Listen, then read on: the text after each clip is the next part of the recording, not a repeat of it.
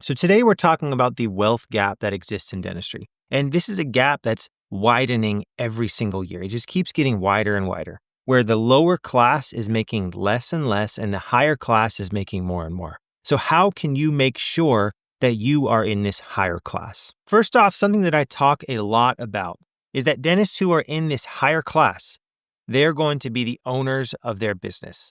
Basically, no one in the high class is going to be working as an associate. You just cannot make $500,000 to $1 million a year sustainably if you are working as an associate. You need to become an owner, the owner of the business. But that doesn't explain everything, because there are a lot of dentists who own their own practice, yet are still only making $150,000 to $200,000 a year before taxes and student loan payments. The average owner is only making something like $100,000, maybe $150,000 more than the average associate. And if the average associate is making $250,000 a year, yeah, you make $100,000 more, you're making $300,000, which is still pretty good, but you have to pay taxes, you have to pay student loans. But that's still not getting you to this upper income bracket of the $500,000 to $1 million.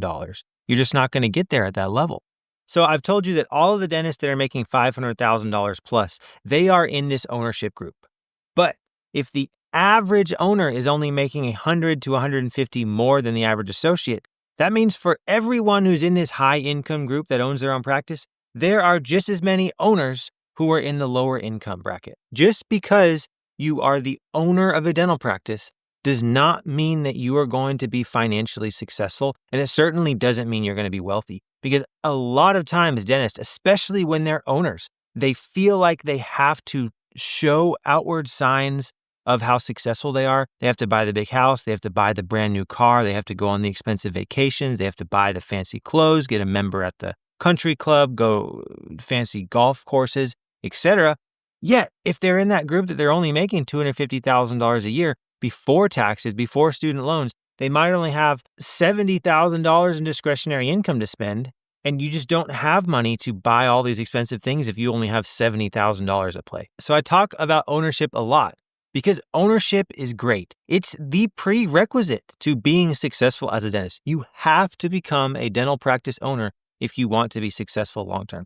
That's just a fact. Prove me wrong. I have not seen a dentist work as an associate long-term and ultimately be that successful. Yeah, maybe if they are really, really frugal and really live within their means, they could still build up some wealth working as an associate. And in a few minutes, I want to talk about how I actually saved up my first $100,000 working as an associate in just 1 year. So it's definitely possible to save up some money as a dentist. But you're still going to be in that lower income bracket group. You're not going to be in that higher income group.